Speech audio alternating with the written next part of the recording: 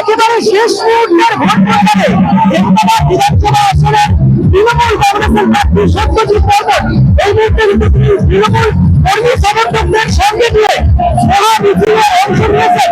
কিভাবে ভোট প্রচারটা করলেন আর কিছুক্ষণের মধ্যেই শেষ হচ্ছে নির্বাচনের যে কর্মসূচি। রামকৃষ্ণ আইভিএফ সেন্টার, মা হওয়ার স্বপ্ন পূরণ।